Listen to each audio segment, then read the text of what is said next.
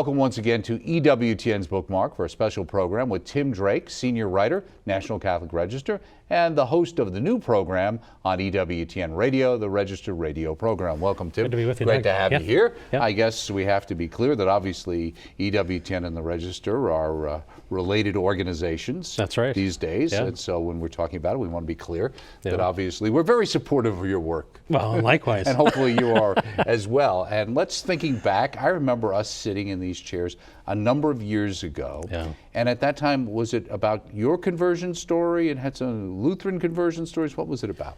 Yeah, we were talking, it was on Bookmark, we talked about There We Stood, Here We Stand, 11 Lutherans rediscover their Catholic roots. And I'm a Lutheran convert to the faith, and that book looked at 11 different converts and their stories about how they came into the church. When did that book actually come out then? You're going to tax my memory. I want to say it was maybe 99 roughly. Right, it was in the late 90s as I would recall too as well. Okay, now have all of those 11 who you wrote about, are they still Catholic? Yeah, to the best of my knowledge, yes. Okay.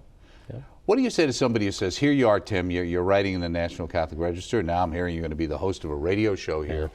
You know, what is it with all you converts coming and telling us Catholics how to be better Catholics? How do you respond to that?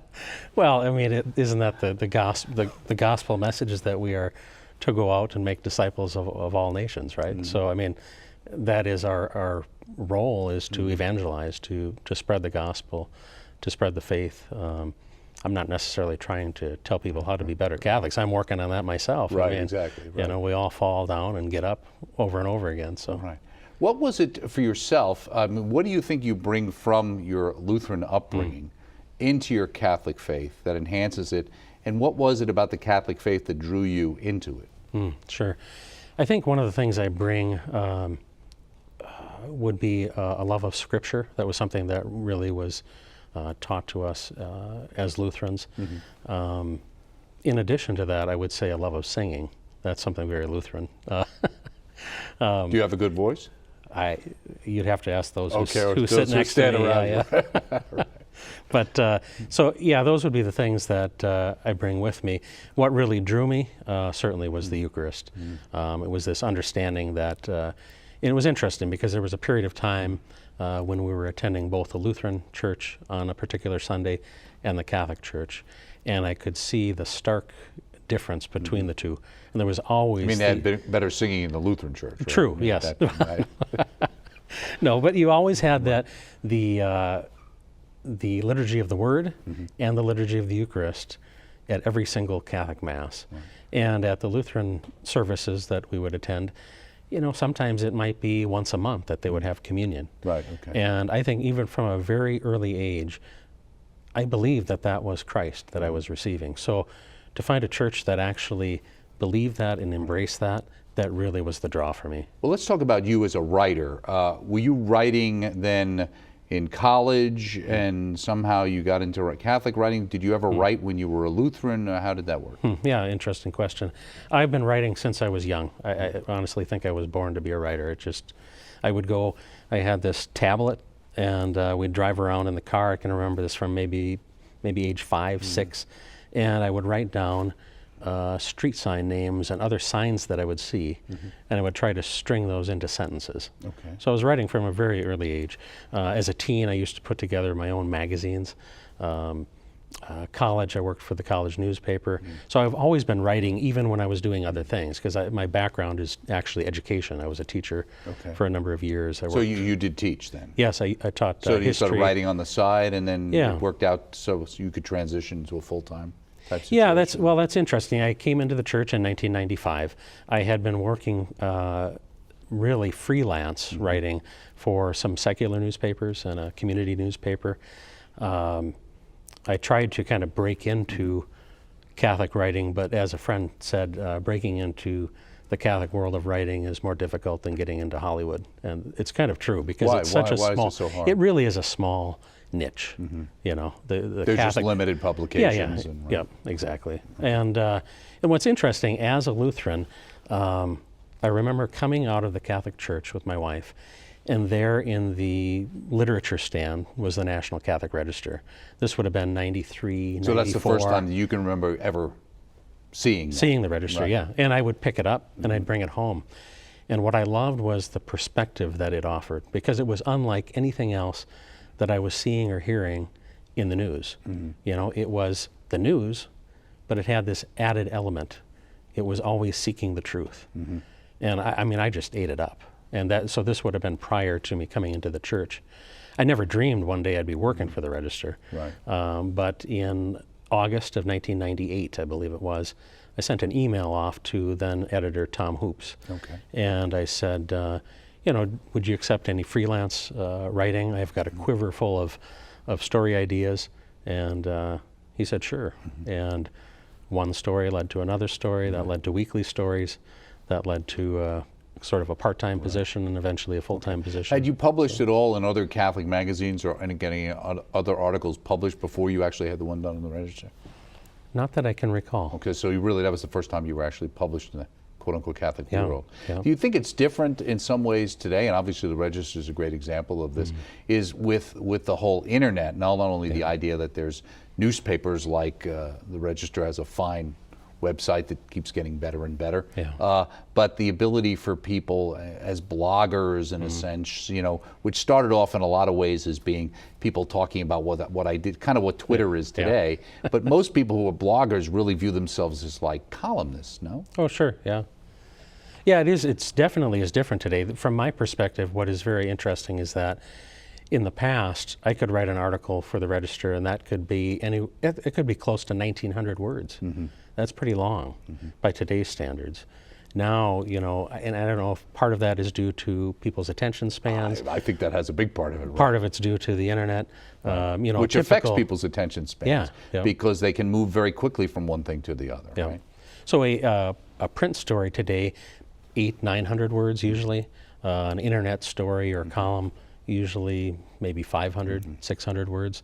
So that, from a writing perspective, that's something I've seen change over time. And now that you're a senior staff writer at the Register, how often do you actually write for the paper? The paper comes out actually every other week. Every right? other week now. Yes. Okay, so how often is every edition featuring a story by you, or? Probably works out to every other. It depends on how many stories I'm working on at a time. And is it of your own volition you suggest to the editors that this is how it goes, or is it a little bit of both, where somebody might come and say, here's an idea, here's a concept we've got out there, could you work on this? Yeah, that's a good question. You know, what's interesting about that question is when I was freelance writing, I would say that the majority of the article ideas were coming from myself.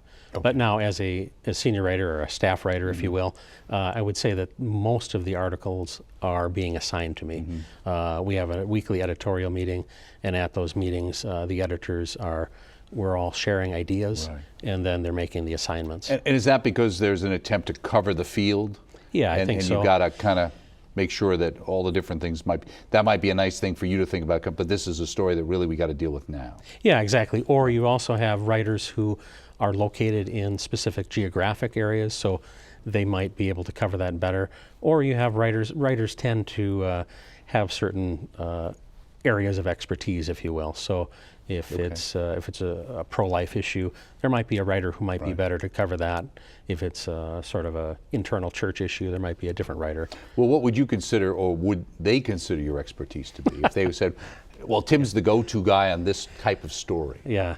And what's funny about that is over my almost 12 years now that I've been working for the Register, I've written, I think, every kind of article there is that you can write.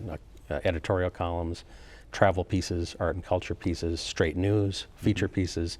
I've written everything. I think probably if there were certain areas that I tend to get often would be education, certainly is one. I've written a lot about Catholic education, especially higher education. Obviously, yeah. Okay. And probably also pro-life issues, particularly abortion.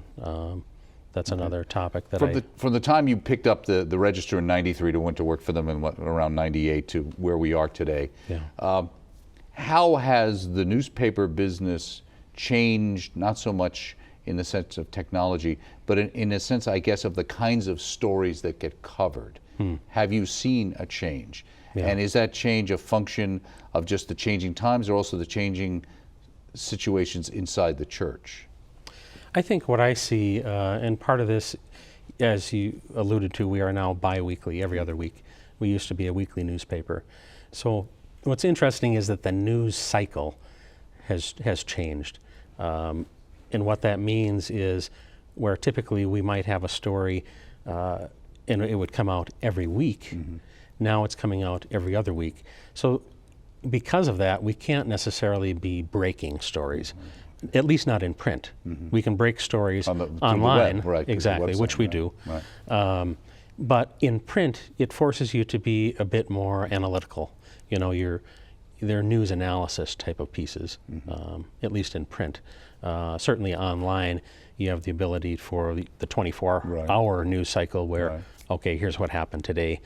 Let's react to this. And you might have bloggers. You know, we've got several bloggers who are writing on those issues, as well as Register Daily news. So that's changing every day on the website. On the website itself. Yeah. Yep. And there is a difference between the newspaper and the website, or are they totally reflective of one another? What's the relationship between those two? You know, they're all part of the Register, and the staff who writes for the print publication is very similar to the staff that writes online. I would say that online, you've got the bloggers, so that's something that's a difference. A different kind of thing that you have. Yeah. Right, and so what would you say to somebody who said, you're an anachronism, you're this newspaper thing, you know, and hey, technology, things are changing, it's evolving. Where do you see the place for a newspaper like the Register? Yeah, well, if you look at the Second Vatican Council document, Inter Mirifica, which is on communications, it says that we should be using all of the various tools available to us to communicate the gospel. I thought that was Mother Angelica who said that, Yeah. but I believe you.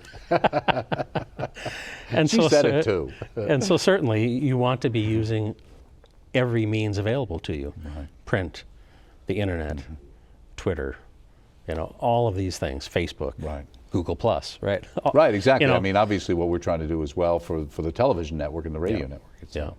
Yeah, so I mean, that is what we are supposed to be doing. Right. Well, that dovetails into the new initiative that we're launching on EWTN's radio network, and that is Register Radio. And you're going to be the host along. Tom Price is going to be kind of co-hosting with you. But you've had some experience in radio before, right?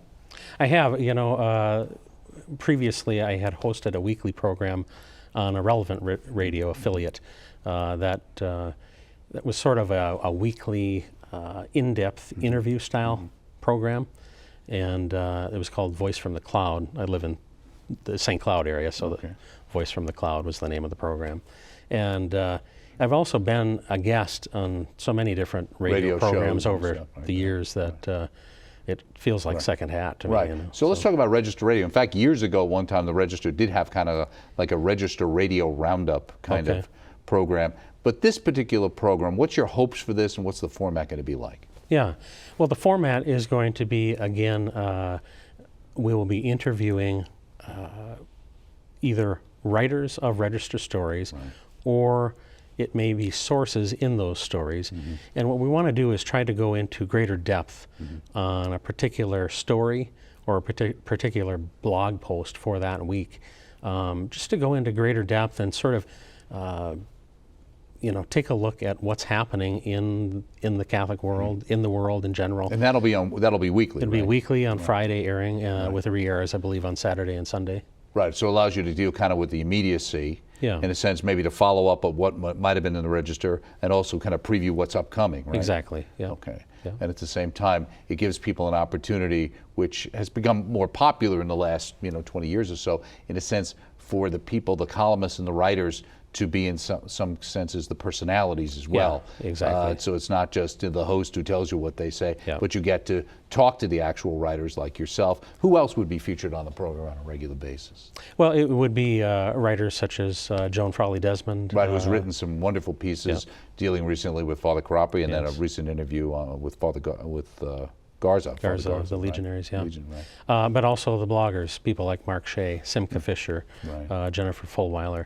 I would expect that these people are going to be fairly regular on the program. And this is great because you don't really hear them on a regular basis. You might read them, but you don't really hear their voice. Yeah, exactly. Behind it. And if you read their blogs, you know that they have a definite personality. So you want that to, you want that to come forward. Well, do you think that's important? I mean, are people also looking for things, especially when you get out of just say, maybe it's print as well, but there's a certain expectation of not only conveyance of appropriate information, but it has to be presented in an interesting way that attracts attention, and that personalities help in that.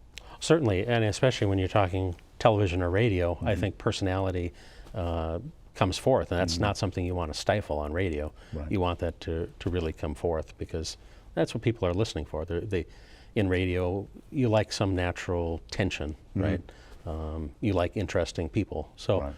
I think the more that can come out, the better. Right. Now, in your experience from the time that you were working in radio, and have you seen from covering it on the Register, et cetera, where do you see Catholic radio going? It is growing, right? Yeah, it is, yeah.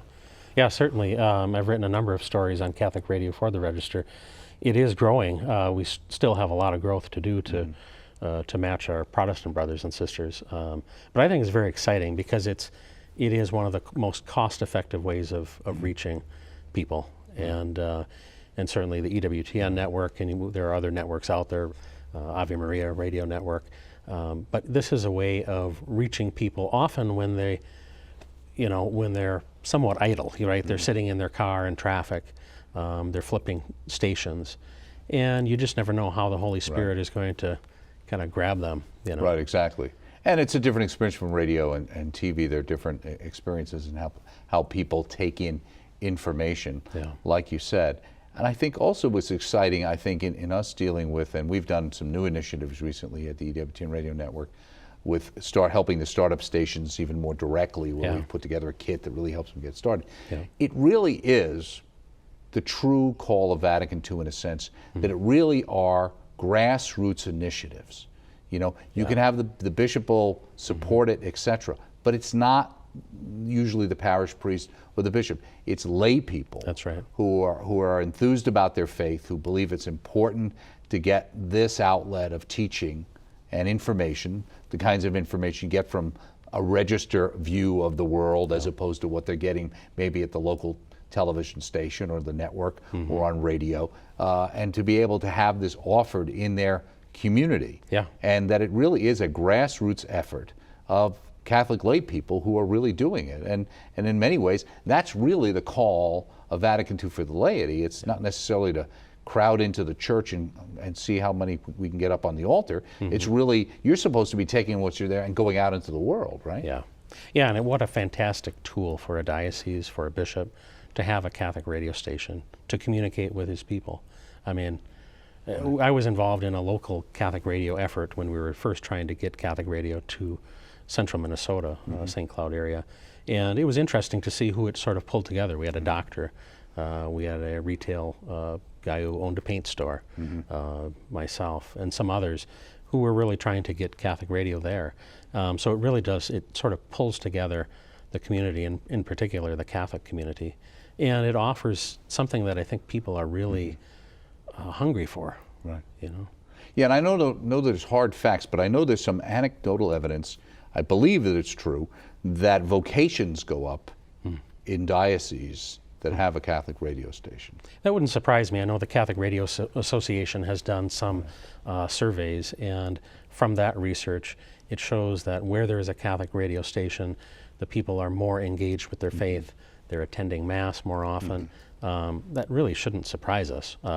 So the fact that it would also lead to an increase in vocations, that's how the Holy Spirit works, right? So. Right, exactly. And in your experience when you were working on, let's say, starting up a radio station, how was that received by the local parishes themselves? Not so much the lay people, but even the priests. Did they view it as something that they were concerned about because maybe what's going to be taught, and will this contradict what I'm doing? Or was it seen as, gee, this is a great way of evangelizing and it's very much embraced, or is it a little one of these things that it depended on the situation? Yeah, I think there was a little of both. There certainly were some who wondered, okay, well, which network are you going to choose, and what kind of programming is there going to be? But then there are others who, and especially since this station has been, KYES is the station in our area, most of the priests that I talked to like having this. And many of them are on the program. They're different local programs that they come on to. And so it gives them a sort of a larger venue for talking about the faith as well. So I think the attitude generally is very supportive. Right. Are there particular topics that you're planning as the host of the Register radio show that you want to make sure, get addressed, that are out there from your experience of, interviewing people, talking to people, knowing that sense out there that these are the concerns and questions? Obviously, we have a whole network that's designed through the shows we carry, Open Line, Catholic Answers, to answer and address a lot of questions people have out there. What are some of the topics that you see and we should expect to hear being tackled on Register Radio? Yep. Well, if you look at the mission of the Register, which is to engage readers so that they can engage with the culture, Register Radio's goal would be similar. So any of the hot topics culturally, certainly, the life issues, certainly over the past months, same-sex marriage, so-called same-sex marriage, has been a real topic, and I imagine that's something we will be tackling. But then also looking at things, arts and culture, if you will. Is there a particular film that's in theaters, and what is its philosophical or theological bent?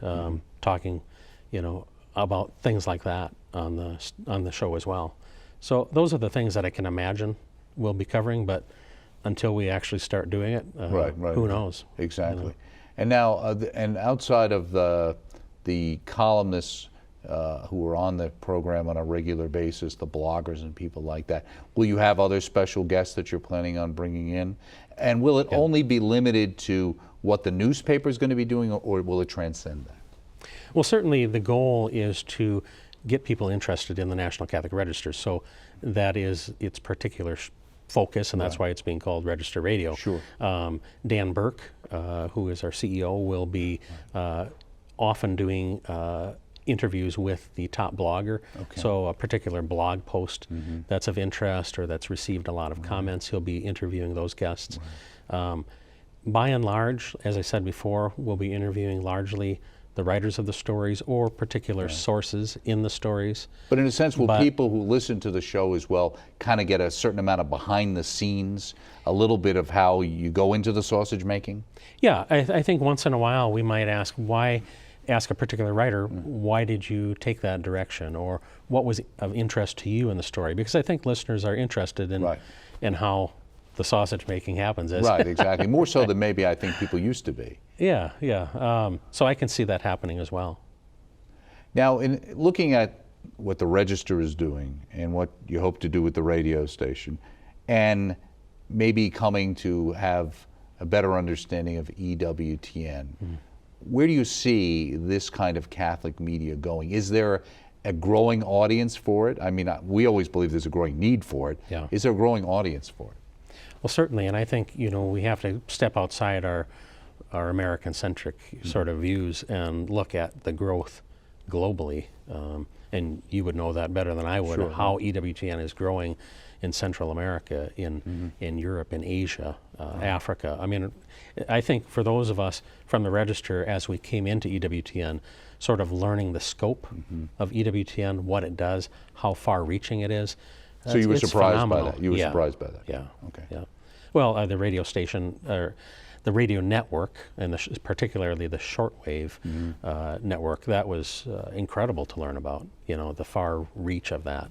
So, certainly it is about proclaiming the gospel, advancing the truth, and bringing Christ to all nations. Well, let me ask you, not that you're a pitch man, but let's say you had a pitch, just as we wrap up here. Tim, if you're talking to our audience and people out there who might watch EWTN, listen to our radio network, might even tune into Register Radio, hopefully going forward, but they don't get a paper like that. They either don't see the need or they just don't get it. What would you say to them? I would say to them that they should be subscribing to the Register, because it's going to give them a perspective that is absent in the media by and large. When you look at the media and you look at news, what do they say their goal is? They're trying to tell the truth from their perspective. It's very often skewed, and very often it's not the truth that you're getting. What the Register provides is it provides the news, but within the context of that there is a truth and we know it. Right. Jesus Christ exists. Right. And so whatever story it is that we're covering, we can bring the truth to bear within that story. We might quote from the Catechism, we might seek experts within the church who can talk about those issues, but that is a perspective that is missing, and that the only place they'll find that is the National Catholic Register. And that's why EWTN was more than happy to get involved with the Register and help keep it going if we can. Thanks, Doug. All right, Tim, thanks so much. Speaking here with Tim Drake, Senior Staff Writer, National Catholic Register. You should subscribe. And also host of our upcoming Register radio program, You Should Listen. I'm Doug Keck. Join us next time right here on EWTN's Bookmark.